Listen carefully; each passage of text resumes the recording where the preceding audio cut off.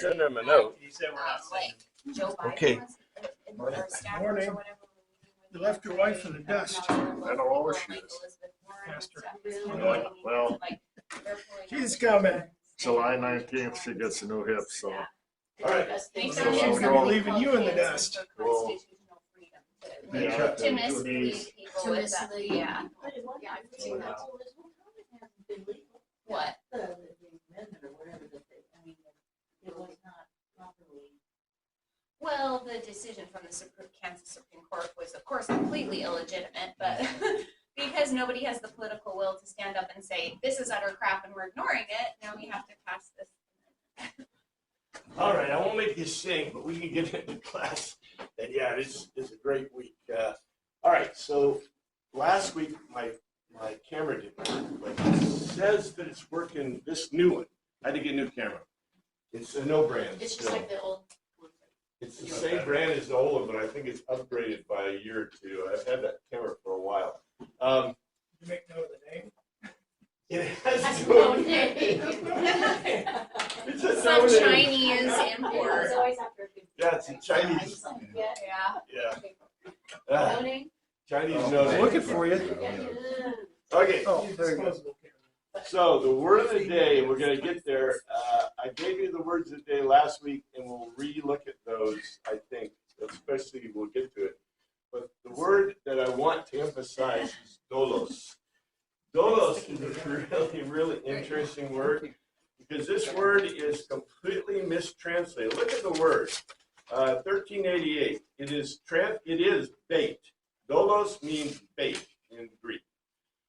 And figuratively, it says deceit, trickery, using bait to allure, a hook, to hook people, especially those already festering in excessive emotional pain brought on by themselves. Okay, do you think there's any Greek people out there, ancient Greek guy in Apellepus, and he's thinking, yeah, dolos means especially those already festering excessive emotional pain brought on by themselves. Come on, this is like, okay, you know, I'm telling you, you got to be cautious, especially the way they look at Koine Greek. You know, we want to make so much out of this that is not there at all. So I like to go back to the beginning. When you see how this word is used in John, it will make 100% sense to you, and you will understand it, and you'll see why the translation that we have is so bogus. That's okay. It does not change any theology because it's a joke. Jesus told a joke. Nobody could believe that Jesus could tell a joke. It never says Jesus laughed, only that he cried, right? So he never, ever laughed. No, Jesus was a great joker, and he's a great Greek joker, and you'll see a great Greek joke. I love this stuff. All right, now let's see. If I push this button, this button, it should go right here.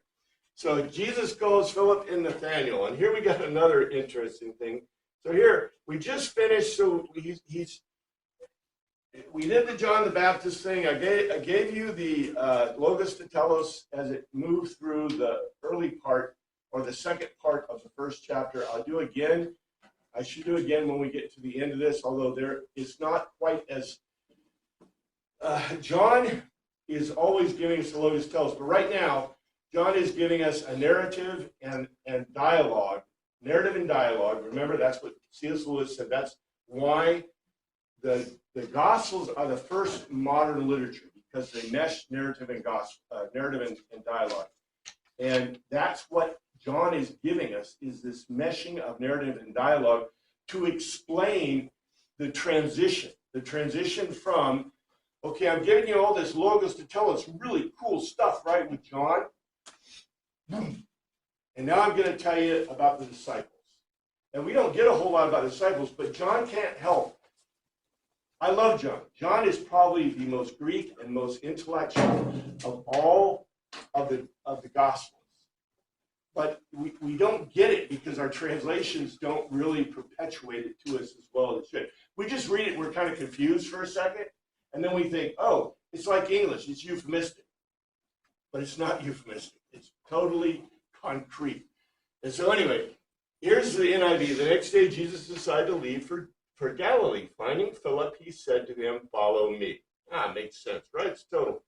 That's not exactly what the Greek says, but that's okay. The day following, Jesus would go forth into Galilee and findeth Philip and said to him, follow me. Okay, narrative, dialogue, beautiful modern kind of stuff. Here's what it says in the Greek.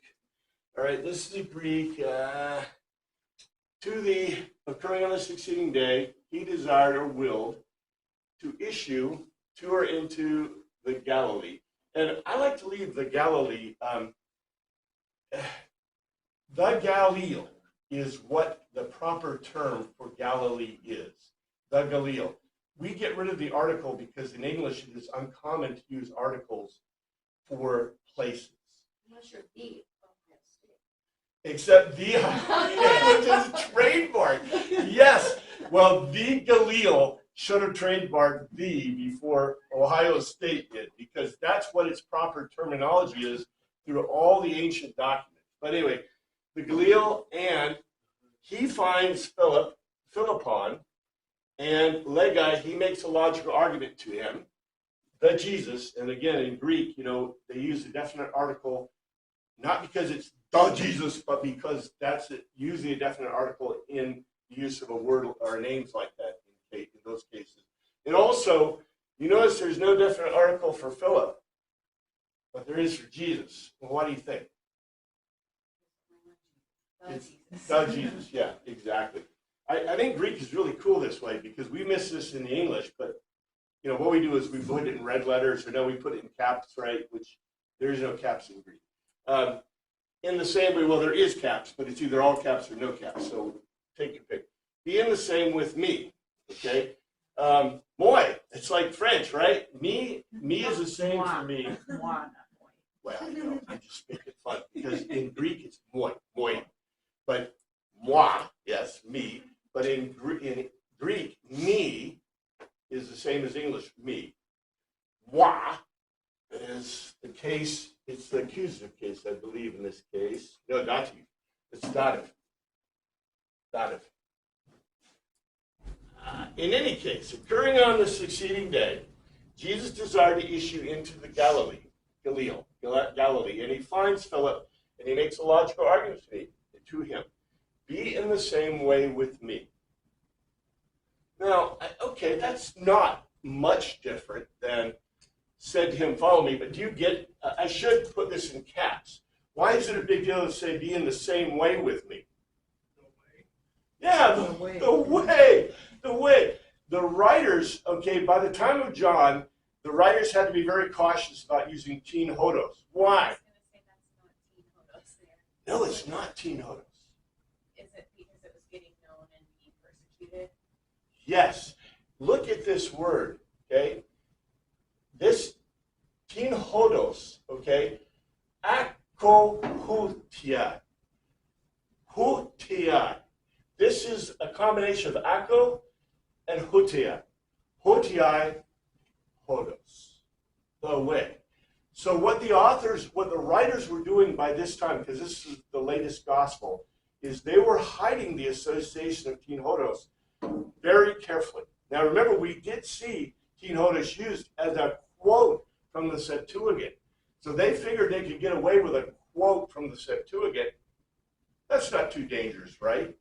But if they go out and say, the way, right? The way is being persecuted. And so the way is well known by the Greeks. And I would argue that one of the reasons they started using the term Christian is because it probably was had less persecution than teen hodos. But in any case, go in the same way with me. And the other thing is this, okay? It's very different to follow you and go in the same way with you, right? Now in English, it's follow me, go in the same way with me. But the Greeks are saying, what he's saying is, okay, what? Walk with me as an... I agree with you and go with me in the same way. Yeah. Follow me, you're with me. Okay, this is really important. This is really, really, really important. The Greeks are into communication and talking, right? Can you communicate with someone if they're behind you? Well, maybe, get my stuff. carry my clubs, right? Right? You know, but if someone is right beside you, what can you do? Talk to them, communicate with them. Yeah, and you notice, okay, we say, and said. He said, but it's logos, it's legeon.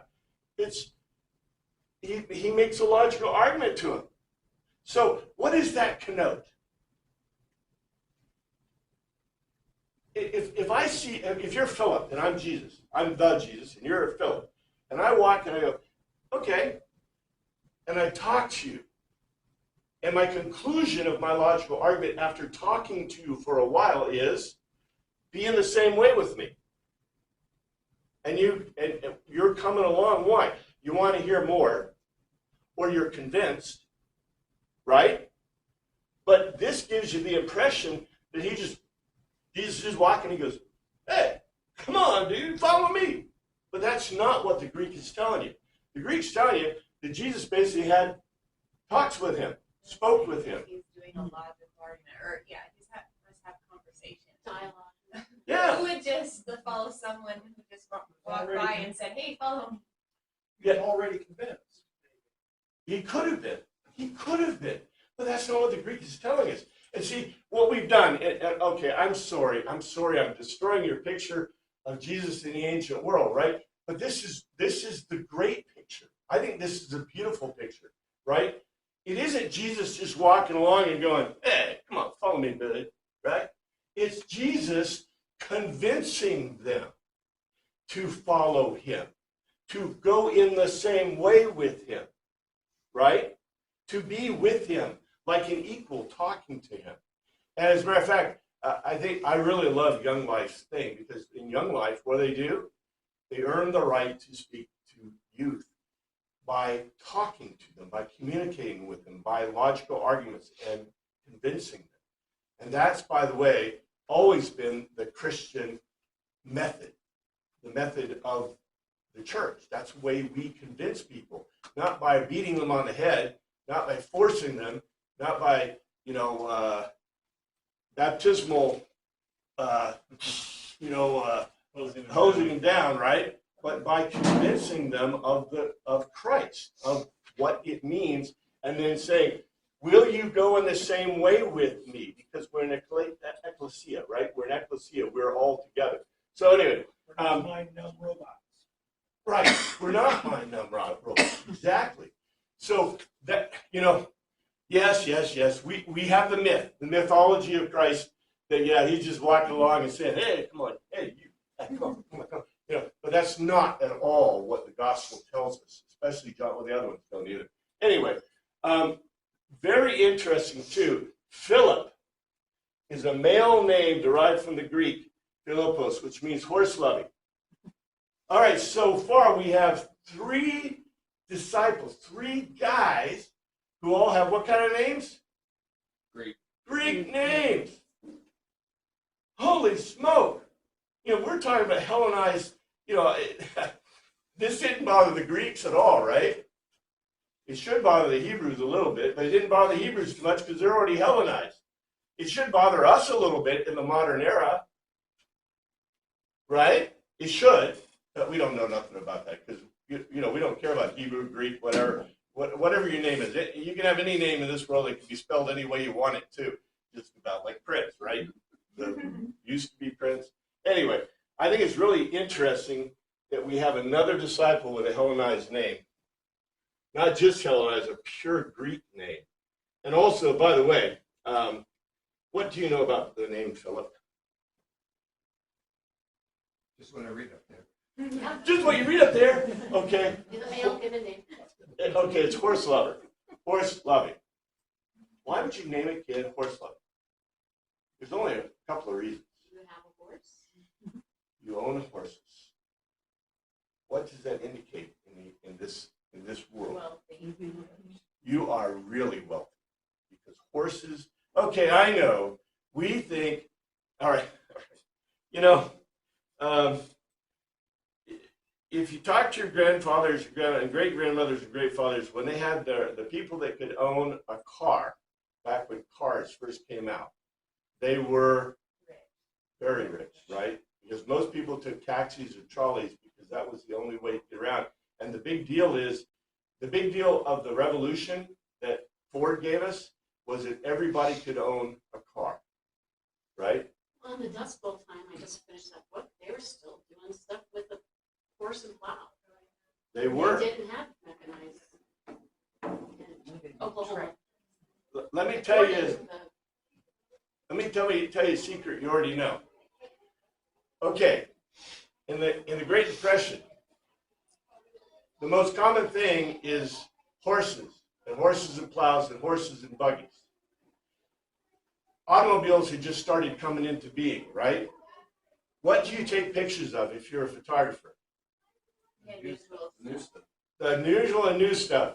Okay, so when you look at pictures from the Great Depression, 90% of them have trucks and cars and whatever in them. But if you look at composite shots, like shots of downtown Wichita, what do you see? Horses and buggies and wagons. Because when they took a shot of downtown Wichita, they're getting a composite of what the world really looks like. When you take a picture of something, you're taking a picture of the new and unusual. This is what I try to keep telling you. In the ancient world even, what did people write down? The unusual and stuff that they didn't expect. You didn't write the known in the regular. And only in the modern era when things really get cheap. And even then, we rarely write. I mean, okay, people make fun of the diaries, right? Your diary, dear diary, I did the normal stuff today. The weather was rainy. You know what I'm saying? I mean, even when we write our diaries, because we usually don't see our worlds as very exciting or imaginative. I think I've told you a story before. I'm talking to young people that are flying airplanes in this era, and they say, well, you've got all these exciting stories about flying. And I said, yeah, my life has been one, huge exciting thing in aviation, good, bad, the otherwise, whatever. And they said, well, we just fly airplanes. There's no excitement. I'm like, you're looking at the wrong thing here. Every time you fly, there's some excitement going on. You're just missing it, right? I don't know what it is. Maybe it's just the way people think or live. But literally, many of the things that happen in your life can be really exciting. But if you don't recognize it as exciting, it's like miracles. I think a lot of miracles occur in the world, but we just don't recognize them because they're just, they're just little things. And every now and then one pops his head up and you go, oh my God, that was wonderful, right? But if you're bored with it or used to it, like our kids with all the internet stuff, to them it's nothing. But I remember very well sending and receiving my first email when I was 16, and it was just like absolutely astonishing, and it's kind of hard to remember what that was like. Yeah, exactly. And yeah, technology. What? Technology. I mean, what a great thing. I couldn't do this years ago. This is just fun. Okay, anyway, let's go on. Here is a map of Galilee. I love this. I probably can't publish this. I was talking to my writing friend, and I attribute all the sources, and I've got information, but this is off the internet, but it's copyrighted, I think. Yeah, copyrighted Carta, Jerusalem. So I'd have to contact them to be able to use, especially a picture source or a map source, unless they've released it into the public domain. So anyway, but I can show you. So even if I have to pull it out or redraw it or whatever, I've got it right here. You notice it is landlocked, and this is the Galil, the lower Galil and the Galil. The big difference between the two, there is no kidding, mountains in here. And this is more lowlands. As a matter of fact, this is the Escadrion. The Escadrion is the plane that everybody used to invade the Levant. They say more blood has been shed in the Escadrion than in any other place in the world, which I don't know if that's true or not, but it could be, because when the chariot era, that's how the chariots came up. In the era of beginning horse era, the horses came up. In the beginning of the infantry era and the era of the legions, that's where they came. And by the way, the Escadrion is probably one of the most fertile valleys in the world. The reason it's fertile is because it has some rivers that overflow into it. But you know, it's got Upper Galilee, Lower Galilee, and Galilee. Big difference, probably not. But the Escadrian, like I said, is how you invade. And in my book, I talk a lot about it because it was probably used, like I said in the book, for training, especially by the legions. Let's see, do they have Tiberius? Here's Tiberius. Remember, Tiberius was made on a top of a graveyard, and so it was unclean. Yeah, there's all kinds of really neat stuff. I will get more into that. Here's Nazareth, Mount Tabor.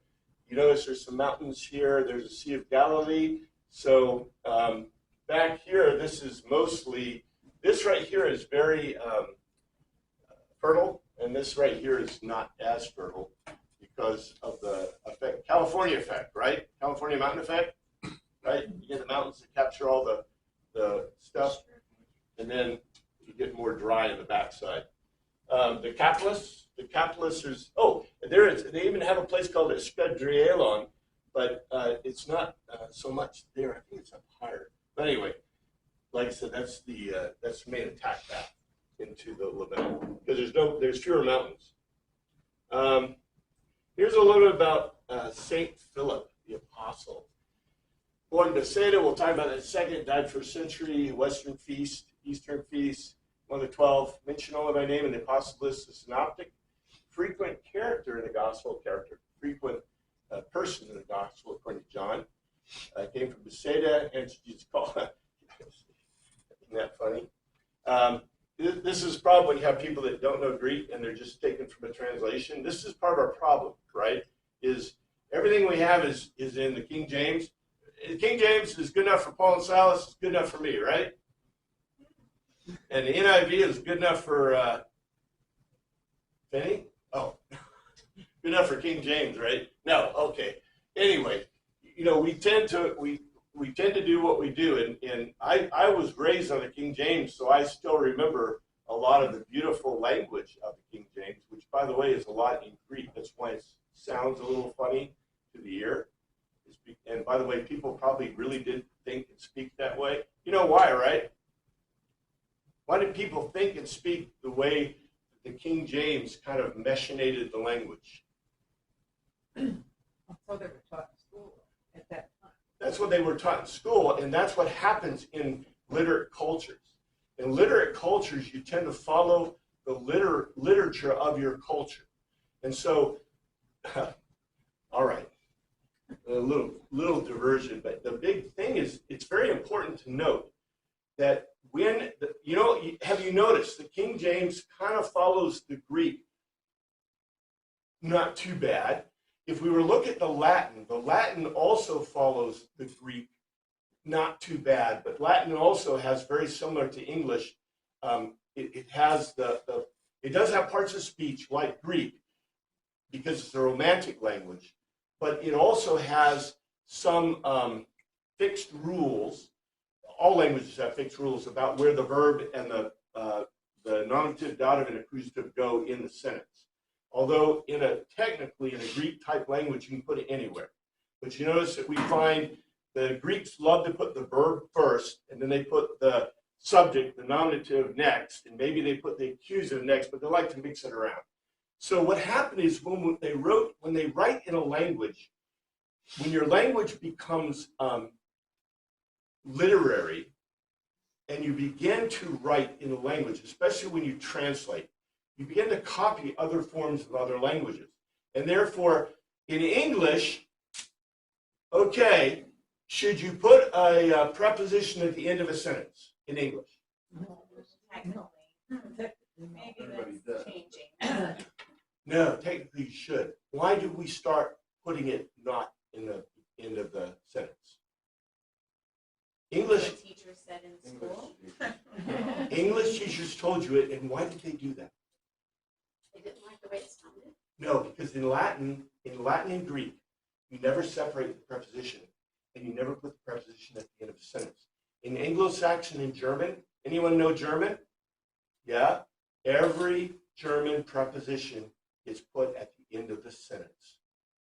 You always separate the preposition. Like, for example, geschlossen, eingeschlossen, aufgeschlossen. I'm gonna shut off the lights or close the door, right? Separable verbs. Yes, always. Anglo-Saxon is the same as German.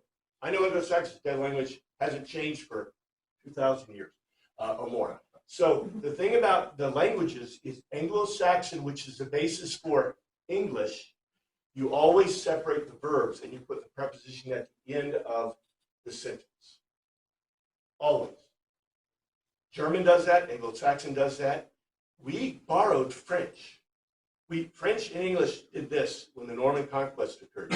So therefore, we gained the basis of the French language, which is a Romantic language, kind of like Latin. Now, it took years after that.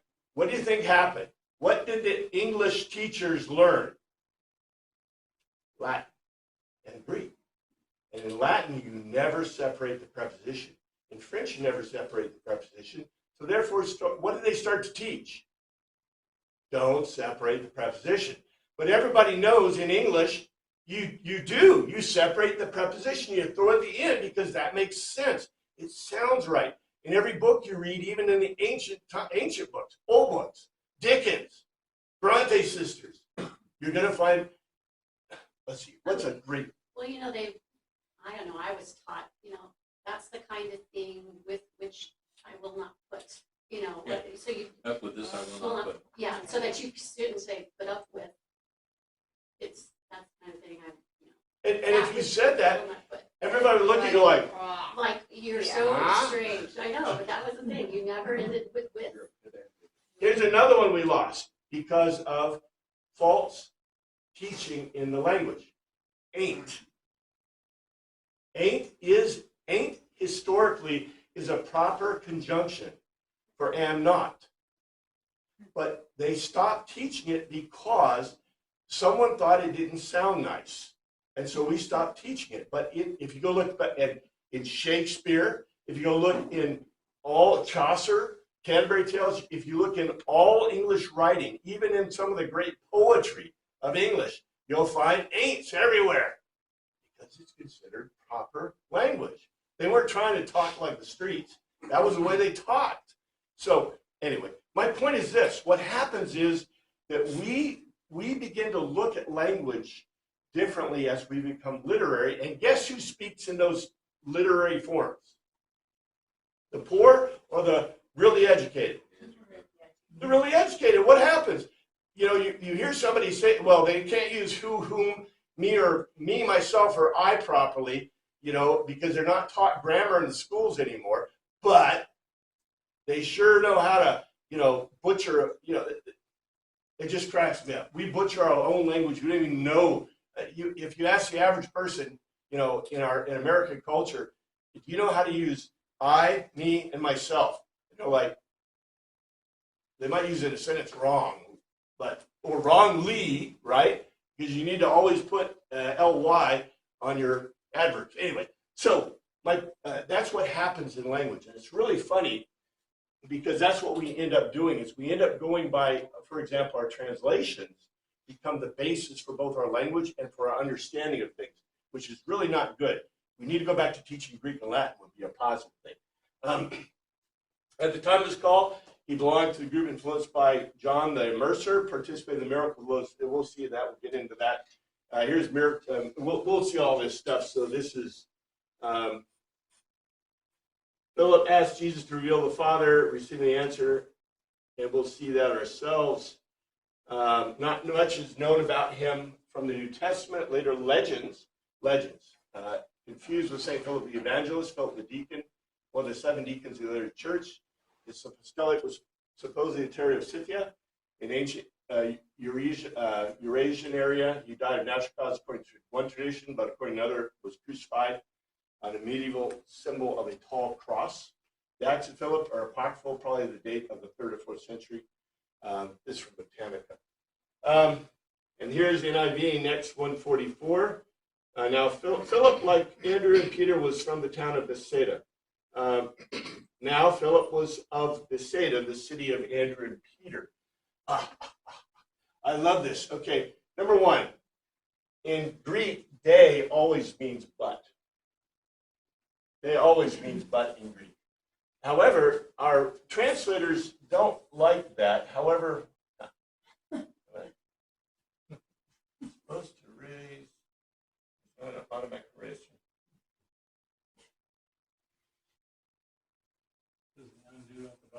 Yeah. Okay. And you notice in the Greek, we start, look what he starts with, the verb was, but, the Philippos. And in this case, he used the Philip. From or away from Bethsaida, out from among of the, and that's the thing, of a town with walls, of Andrew and of Peter. This is what's really interesting. Here's the translation, but Philip was from Bethsaida, out from the town with walls, of Andrew and of Peter. So they're all from the same town. Now, a town with walls, this is really important, and I really think, to us, a town is a town and a city is a city. What's the big deal about a town with walls? More protected. Maybe years. Yeah, it's Someone protected. important lives there. Maybe somebody important lives there. It's an important site, and somebody has decided, okay, is it cheap to build walls, or it's really expensive to build walls? You get your Caterpillar tractors and you just put up the dirt, right? No, you got thousands of people building a wall, and the only reason you build walls is for protection. Remember, I told you it's part of the Escadrian, and I'm going to have a picture where that is. But what's really interesting to me, okay, I understand why our translations don't call it a town with walls. Now, to the medieval folk, that was probably a big deal, don't you think? To the King James people, right? Why? Yeah, they would know. Yeah, and walls are really good at protect. Okay, what got rid of walls? What overcame walls? Artillery. Cannons? Artillery, cannon. Well, cannon's not right away, but you're right. It's artillery. The ability to destroy the walls very easily and quickly, because when the walls became more dangerous for those on them, right? Because if I blow a wall away, it collapses and it kills people inside or outside and it falls, and that's not a good thing. So walls became less important with artillery and with moving pieces, easily moving pieces of high power cannons or high cannons. So in the medieval period, walls were really critical, and they probably left it out of the King James. Why? Because all protected city had walls, right? And also the readers were probably reading both in Greek and the pastors all knew Greek and Latin. So what did the pastors say in the church? Well, this was a walled city. This is what it said. Anyway, it helps. And here is Bethsaida, which is really interesting because look where it is. Top of the Sea of Galilee. Here's Nazareth. This is the area, like I said, and one of the reasons for protecting this is because this protects the interior of the area. Now, there's also some fortified towns here, but it's harder. Bethsaida is probably on a hilltop, but I don't know. I don't have a picture. I should have got a picture of Bethsaida to show that. Philip found Nathanael and told him, "We have found the one Moses wrote about in the law and about whom the prophets also wrote, Jesus of Nazareth." Okay. Just from what this says, here, let's look at in the thing. I think this is really interesting. Philip findeth Nathanael and saith unto him, "We have found him of whom Moses in the law and the prophets did write, Jesus of Nazareth, the son of Joseph." All right. Now, let's presume that Philip is a well-trained Jewish man, right? We already know that he probably came from a wealthy or at least upper middle class. I mean, if you got horses, and who's going to call their kid horse loving? I mean, that's kind of like calling your kid Ferrari loving with no hope of ever owning a Ferrari, right? So Well, I don't know a lot of boys like Ferraris or Porsches without ever having owning them. So call him Ferrari, like maybe that'll. I had a friend I flew with, whose whole goal in life was to own a Ferrari or one of those really high end cars. But this guy would crack me up, man. His goal was to own one, but he was going to leave it in the garage like 90% of the time, and it would be his only car. So I'm not sure how he's going to get to work, you know. But he was saving his money because he wanted to own that car. The insurance to would be. Barnes Insurance, yeah, exactly. And he didn't like to work on stuff, so I don't know how he's going to survive. But in any case, what we have is we have this guy. So does anyone see a little? Let me pull back the King James. Okay, he's trained, right? He's trained. We have found him who Moses and the law and the prophets did right. Okay, that's cool because that's from the apocryphal period, the apocryphal stuff, right? So that you should know about that. But does anybody see that as a little bit odd? I mean, especially, okay, if Jesus came by and said, hey, follow me, homie, and you know, Philip just followed him, right? That's one thing. But Don't you think Jesus told him who he was? that's my point. Remember in the previous verse it said, Jesus gave him a logical argument, right? And he said, and said, why don't you come in the way with me? And what did Philip say? Well, he didn't say really his answer, but it's obvious what his answer was, right? You have something there, Pat? Part of it too is I've already got these two neighbors of yours that you grew up in the same town with. They're following me. Makes it easy. Andrew got Peter to come along. Now Andrew and Peter get Philip to come along. Yeah. You know,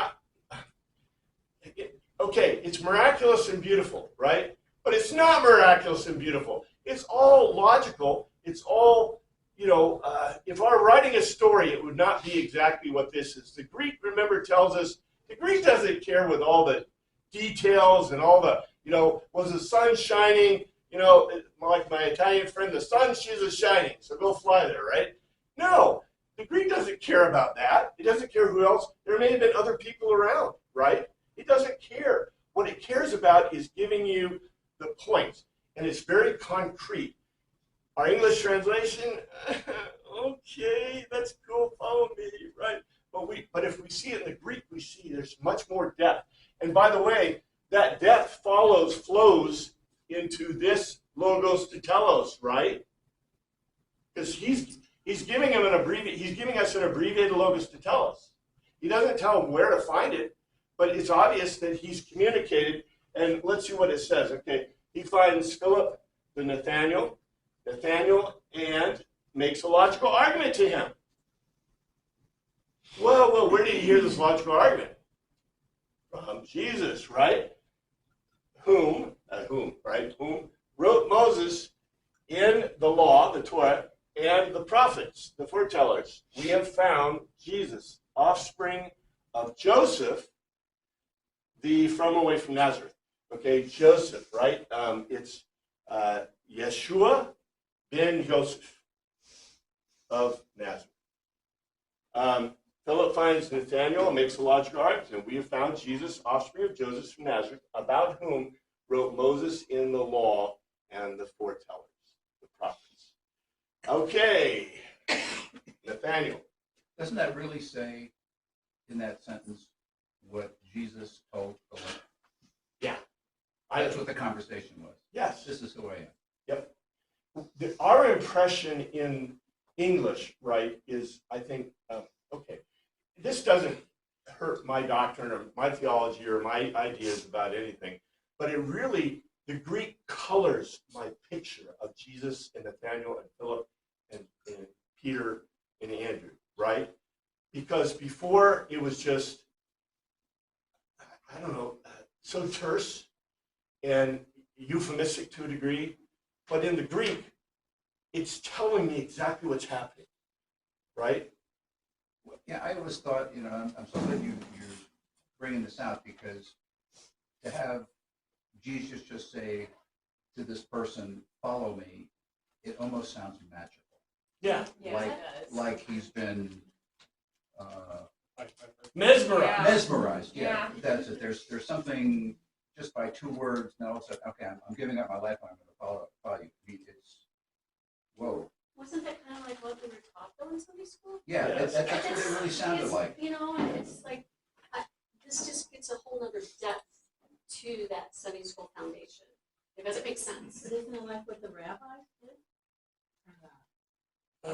Training like having a dialogue? Yeah, well, are talking, you know. and training. Well, the rabbis are kind of more like, Did they call, or would they have called or selected people, or did the people come and ask them, can I be your disciple? the people came to ask them. Okay, so this is different. Jesus, from a cultural standpoint, is Greek and not Hebrew at all. So that is a huge differentiation. And that right? they agreed with that, I mean, that was okay with them. Well, the fact that he would see this, we don't get this because we are Greek thinkers. We think this way, right? We think that if I'm going to convince you of something, I'm going to sit down with you. Let's have a cup of coffee. Let's have a cup of tea. Let's talk about the subject. That's normal, right? Well, that's what used to be normal in our culture. Okay, that used to be normal. Well, that's what we presume Yes, people right, do, right, right. to convince others, okay, not beat them with sticks. But in the ancient, Hebrew, that's not what you did at all. In the ancient Hebrew, the Torah is, right? The Torah is. It's immutable. It is. It exists. If you read it, you do it, that's it. There's no discussion, right? The Mishnah is, but it's so more squishy. It was given, and we can have the Talmud, right? And we can kind of, do a little bit of conversing about that, but they still are, right? So their whole teaching is about memorizing the Torah, memorizing the Mishnah, memorizing the Talmud, because the Talmud and Mishnah are not written down yet in the Gemara. It doesn't exist. So you have to memorize it. So is there any discussion? No, it is, right?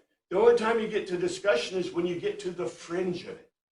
And if you're totally educated, so like this Jesus guy, yeah, Jesus guy, was he 8 or 13? What, 13, 13? or 12.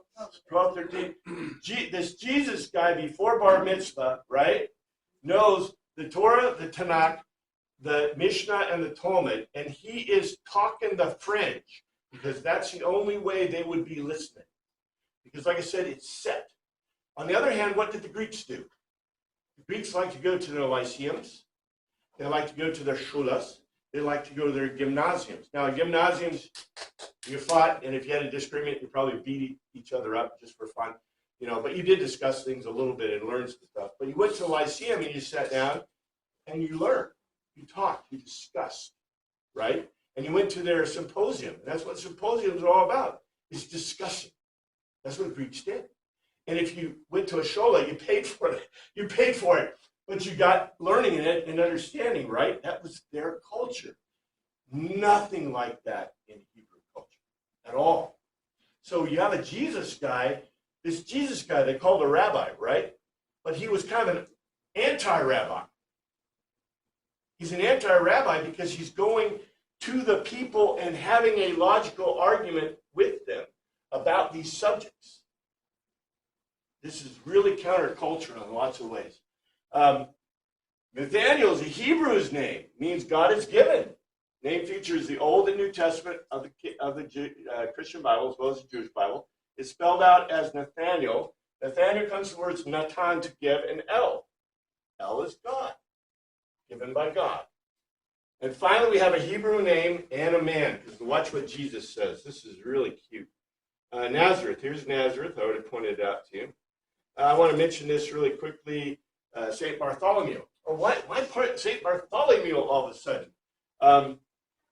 Nathaniel means God, given by God, but Bartholomos means son of Ptolemy, which is apparently the name that we find Nathaniel being mentioned to by ancient writers.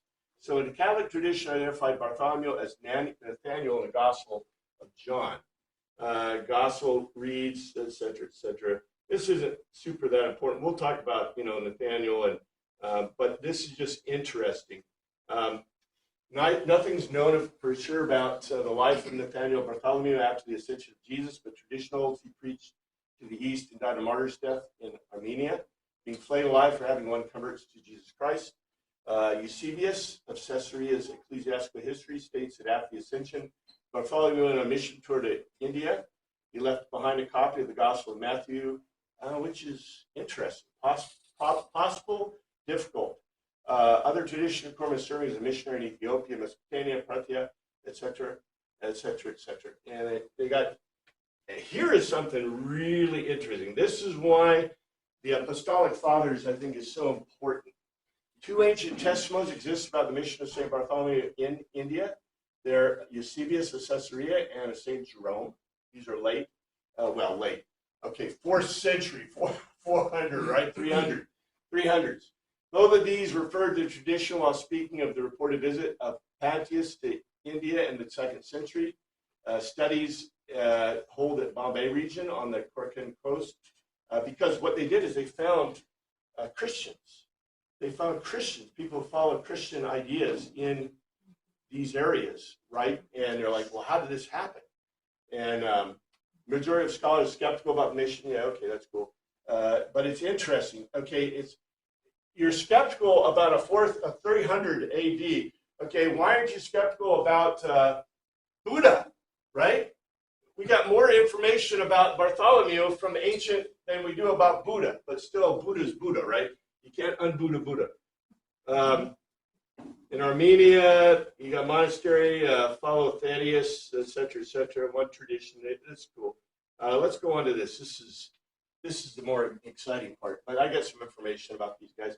It's good to look up and find out what, we don't get a lot. We're going to get as much and try to pull as much as we can from the Gospels and from John specifically, right, from the Greek about these guys.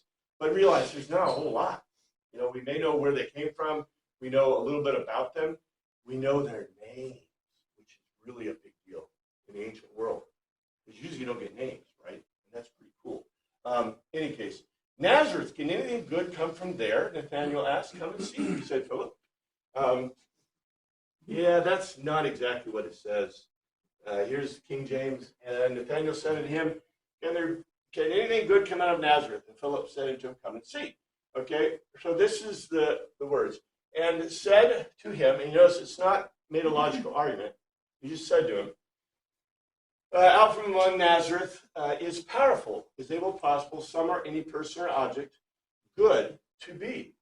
Makes a logical argument to him, but Philip, you come or go, and you look. So here's what it says. And Nathanael said to him, is it possible anyone good can be from Nazareth? That's kind of different than anything.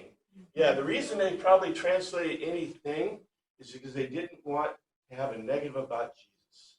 That's what happens theologically, doctrinally to us. Because the word in Greek, any one good. So some or any person or object. Yeah, So yeah. It doesn't seem like it's entirely out of line. But we're talking about a person.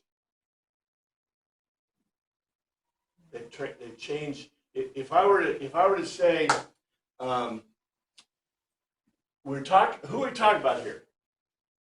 Talking about Jesus, right? So in context, and even in English, if I'm talking about a person, do I use anything or anyone? Anyone. That's logical. So what they've done, the translators have changed it because they didn't want a negative about Jesus. But yes, in Greek, the word itself can be translated, T, can be some or any person or object. But you always use it in context. Greek is contextual, so is English. So we always fit in context. Now you can be like the translators and say anything. That's cool. But then it looks like, you see what it looks like? What does it look like? It looks like a saying.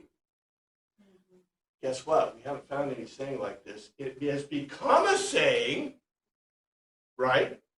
It's become a saying, but it's not really a saying. Why is it not really a saying? Like, for example, one of my favorites to use in English that nobody knows about anymore is carrying coal to Newcastle. Why is carrying coal to Newcastle? Why is that a joke or a figure of speech, or euphemistic saying in English? Because coal comes from Newcastle. So when you say that you're carrying coal to Newcastle, you're doing something that is totally worthless. So it's a beautiful figure of speech in English, right? Now, if Nathaniel says this, can there be anything good thing come out of Nazareth, right? Which really is it possible anyone good can be from Nazareth? That's kind of a different thing, right? And, our presumption is that Nazareth, is Nazareth like the seed of evil and badness? Like Mos Eisley erection. Like- Discoverability. Yes, like Mos Eisley, right? So because of that, I gave you some information about Nazareth. Hebrew historic city of Lower Galilee, northern Israel, is the largest Arab city in the country. New Testament, studied with Jesus, boy in phone, synagogue. He preached a sermon, etc., etc. Center of Christian pilgrimage. Etymology of the name is uncertain. It's not mentioned in the Old Testament. It's not mentioned in the Old Testament. It's not written in rabbinic literature. First reference in the New Testament, John. Condemned, which insignificant village was held, it's expressed. Okay, you notice what he did. Can anything good come out of Nazareth? No. You're talking about a person. Can anyone be good from Nazareth? Kind of Podokville, like, Yeah. it's out in the boonies. The Boonies, Hicks I mean, live there. Well, and we know, okay, they immediately knew if you were from Galilee because you had an accent, kind of like from the South, or maybe from Jersey. You're from Jersey. Which outlook on the Parkway are you from, right? But yeah, et cetera, probably the knowledge we have that it's a really small town. Matter of fact, it's not called a walled city, right? It's a tiny little village. It's small. There's dispute about where it was, what it is, that kind of thing. They were fought over bitterly. The Roman Catholic Church, Annunciation, et cetera, they built it. The Greeks, tradition about Jesus dying, all this stuff is okay. It's just small, okay? It is a market, regional market. It's still small. It's not huge. It is important for manufacturing and tourism because of the New Testament, mostly. Agriculture, construction, and look, agriculture and construction work in the Jewish settlements of the plain of Kedron. It's really important. The Jewish suburb Nazareth, Upper Nazareth, was built in the hills of the city. So it's obviously, if those are built in the hills of the city, where does it mean the city is, or the town is, the village is? The valley. Because it's agricultural, right? And we know it's kind of agricultural. Just saying. Did somebody want to protect it? Nah. When Jesus saw Nathanael approach him, he said, "Here truly is an Israelite of whom there is no deceit." Oh, this is one of the best jokes in the New Testament. Now, the first one was pretty good because it almost is like Jesus knew that he said, "Can anyone good come out of Nazareth?" Right? And Jesus is kind of getting back at him because this is what he says. Jesus saw Nathanael come, he said, "Behold, an Israelite indeed, of whom there is no guile." Of whom is no guile. He stared at the Nathanael, coming or going forward to him, and Legiai makes a logical argument through all over of him. "You look, not false, Israelite in whom a bait, no or not it is." Jesus stared at Nathanael coming toward him and makes a logical argument concerning him. "You look here, a not false Israelite in whom is no bait." All right. Simon Peter is a fisherman. Andrew is we're not sure what Philip is, but maybe Philip's working with a company. He's sitting around water anyway, but his family does agricultural, probably horses, maybe. We don't know. Okay. Nathanael, we don't know what Nathanael's doing. But Jesus just said as a fisherman, he has no bait. He has no bait. Dog can't hunt. This dog can't hunt. That's what Jesus said. Now, is this a reaction to Nathanael's comment? Can anyone good come out of Nazareth? It probably is. This is the punchline. And do you see this beautiful punchline?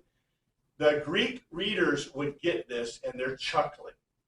We hear it and we go, oh yes, of course. This is the man without deceit. You notice the word he used too. I gave you this word of the day. Why did he call him an Israelite and not a Judean?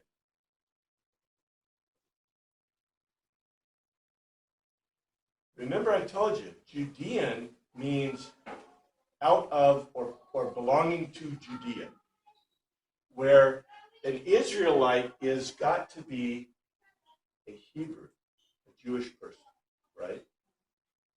You notice his name is Jewish. What's that? Yeah, given by, yeah.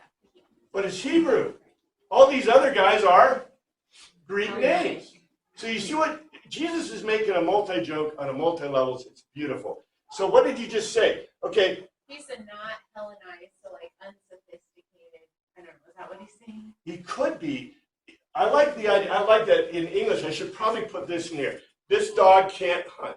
He's making a joke about it. Now, does that mean that Nathaniel did not have a job? He was on the dole. No, they didn't have a dole for these guys, right? He was not on welfare. Was he playing video games at home all day? I don't know. He maybe had an Obama phone. All I know is this, that Jesus slams him in front of his fisherman potential friends, because we don't know who's sitting around. We presume that guess who's with him? Peter, Andrew, Philip's bringing Nathaniel, right? And he sees that. Well, who is he talking to? Himself, Jesus, right? I mean, you know what I'm saying, right? So Jesus is standing in the middle of the road. Nobody's around. He goes, hey, behold, an Israelite indeed, of whom there is no guile. No, he's got people around him, probably all these guys. And they're fishermen. And what does he say? A not false Israelite in whom there is no bait. Yes, sir. That'd be a memorable saying too, otherwise John wouldn't have mentioned it. Yes. It'd be something, oh, that was a little unexpected coming from Jesus. Well, I think the thing is, and we got to end, but I think the thing is that we miss, because in the English translation, we want every word of Jesus to be resonant, and of course, yeah, we do, right? But Jesus is a great Greek speaker and joker, and he's making jokes. And, we miss all these great jokes. Now, the jokes at the expense of Nathaniel, but you notice Nathaniel said something disparaging about Nazareth. It's not tit for tat, it just fits, right? And John, as a great writer to Greek people and to the Latin, the Romans, right? He's not necessarily trying to make a joke at Jesus or Nathaniel's expense. He's telling us the real words, I think. This is what Jesus and Nathaniel really said. But what's really cool is it shows Jesus as a person, as a human, as a thinking person, right? And puts it into that context. And I think that's a beautiful thing. Thank you, Father, for your word. I pray you look at us this week and your name is great. Amen.